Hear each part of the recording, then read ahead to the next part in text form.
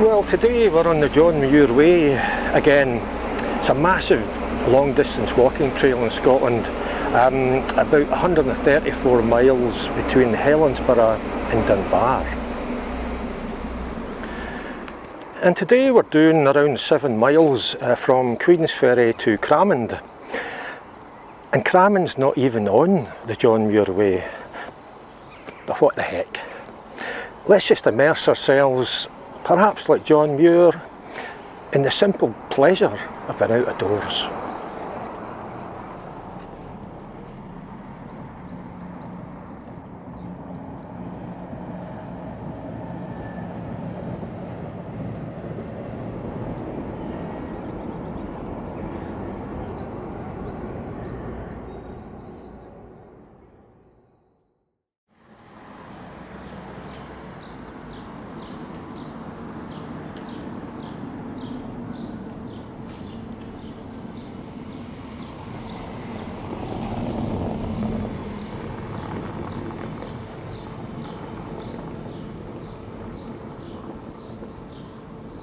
Queensferry, or South Queensferry, took its name from a ferry that was instigated by Saint Margaret, an 11th century Scottish queen, who thought it would make it easier for pilgrims to reach St Andrews and the shrine of St Andrew.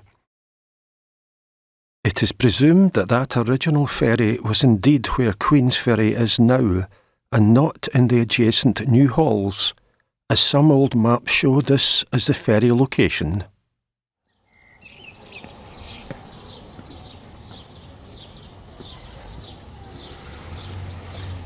From the middle of the 19th century, nearby Port Edgar was a naval base, and Queensferry's streets and taverns were at times full of sailors on leave.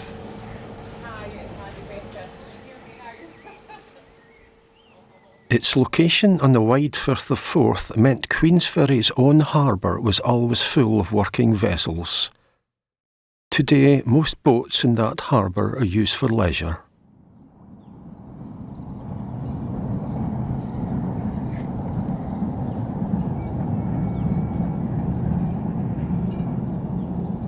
Before the first Forth Bridge, the railway bridge, was opened in 1890, there were various designs put forward for bridges across the Forth at this spot.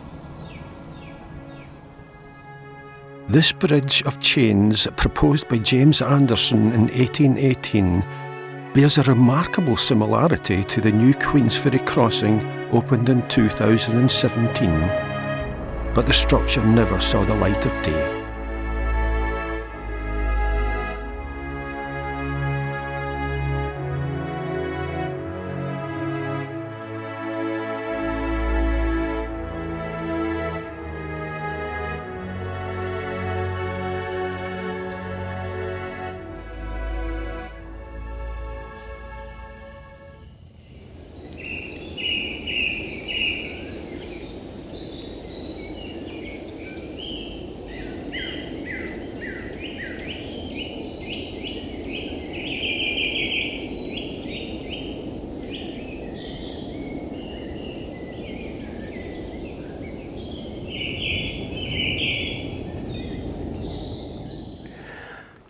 Very loud birds in this forest. And there's jaggy things.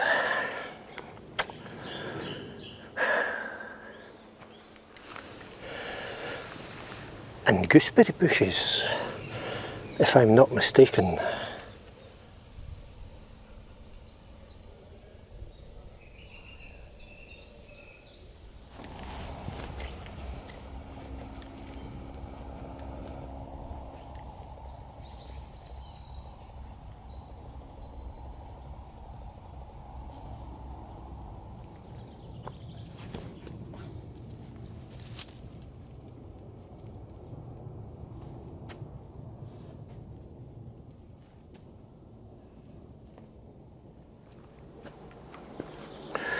I don't know all the technical terms of all the stuff you find in forests, And there's all sorts of different types of trees. This tree I would describe as haphazard. I don't think I've ever seen a more wayward, haphazard tree in all my life. It's obviously led a kind of interesting life in the past, and it's branched out in all sorts of weird, haphazard ways. So it's a new term for the biology dictionary: haphazard.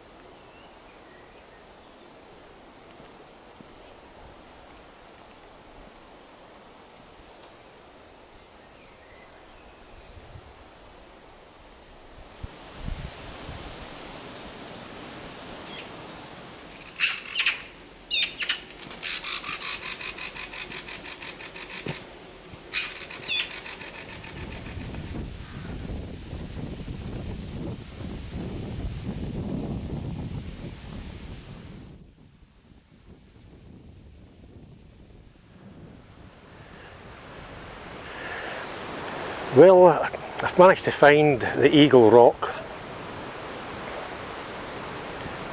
It says the wooden carving above has been supposed to be an eagle carved by the Roman garrison of Cramond. Whether it is an eagle or whether it is even Roman is uncertain. Basically a lot of uncertainty there. The Romans had a massive fort at Cramond just on the other side of the River Almond. In fact, to get to Cramond, there used to be a ferry just at this foot of where the River Almond meets the Firth of Forth, but that ferry is no more, so we're going to have to go about, I think, 1.5 miles, 2 miles up to the old bridge above Cramond and then back down on another side of the River Almond just to get there. That was a useful little ferry, I'll tell you. Yeah, so as I say, the Romans had a massive fort there. I think it was built about AD 142, 142 years after Christ. And I think it was abandoned for a while and then repopulated with about 1,000 Roman infantry just before the Romans withdrew to the Hadrian's Wall and left this part of Scotland.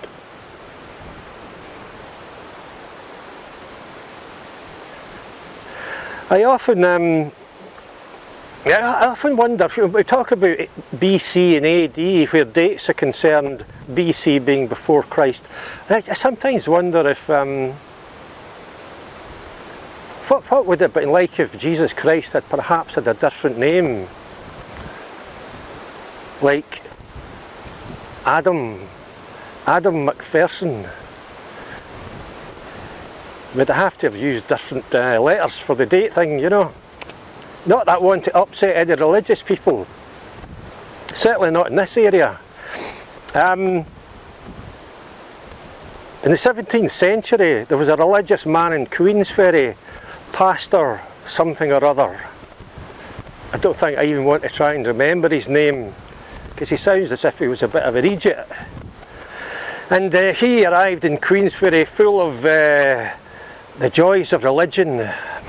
And he thought he would rid Queensferry of all the evildoers, all the folk who drunk beer on the Sabbath and brewed beer when they shouldn't, and this, that and the other. The end result of which is that he burnt upwards of 8 people at the stake on Ferry Muir, as you can perhaps see the location on a little map I'll show you here. So you know, you don't want to upset religious people, although I think that particular pastor was not so much a pastor as just a bit of a religious nutcase.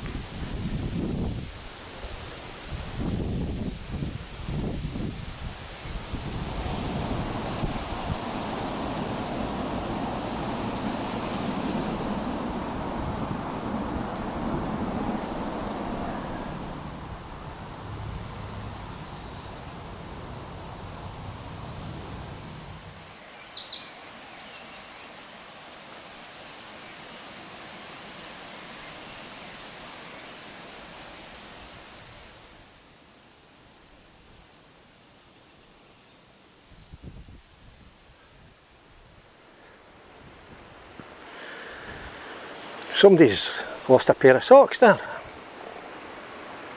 Oh. Wonder if I should hand them in to the police. I can just imagine their faces behind the desk at Partick Police Station. Officer, I found these in Cramond. Somebody's clearly lost them, so I'd like to hand them in.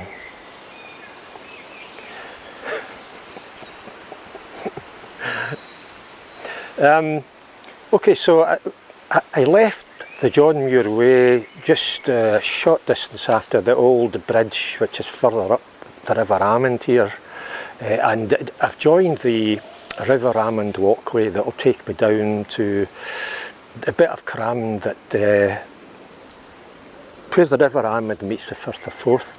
It's a nice little area, it's got a nice feel to it. And when you look at old maps, I'll show you one just now, you'll see that this part of the River Almond used to have a number of mills. Mills with sort of interesting name, like, was it Dowie's? Downey? I think it was Dowie's Mill, hope I've got that right. And Peggy's Mill, and names like that, you know, names, mills named after people. I think there was even a couple of mills that were actually iron foundries. And I mean, some of these mills, their actual function changed over the years. I think Peggy's Mill was at one time a paper mill, and for a long time it was actually a gelatine mill. Gelatin, I've forgotten how to say that word. Gelatin. Yeah, so that must have been a smelly mill in its day, because I think they made gelatin, I believe they still do, from bits of animals. Discarded bits of animals like the bones and the various bits that we couldn't eat or wear. So that must have honked a wee bit in this area. But we'll continue following the River Almond, and that'll take us down to that section of Cramond where the Forth and the Almond River meet. So it's a nice little bit of Cramond, it's got a nice feel to it, and it's a place where you want to kind of go and hang about for a while, you know. So let's do that.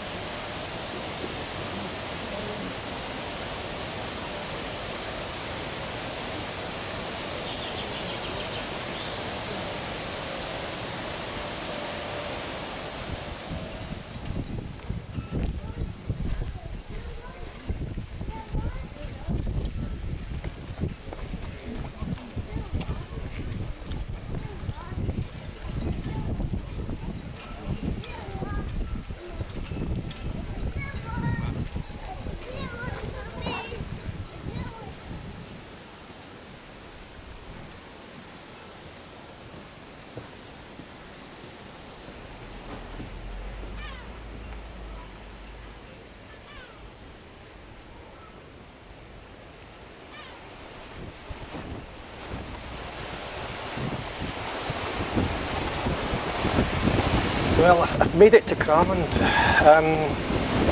There's a bit of a wind got up. It was forecast, so I'm hiding in a closed car park away from the wind.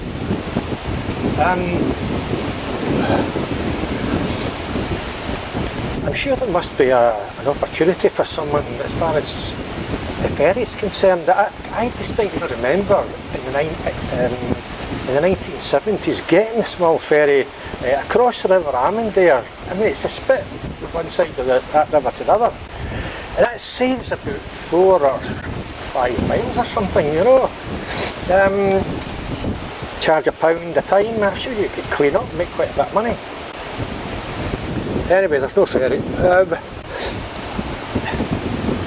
And as I said earlier, the Romans had a huge fort here in Cramond.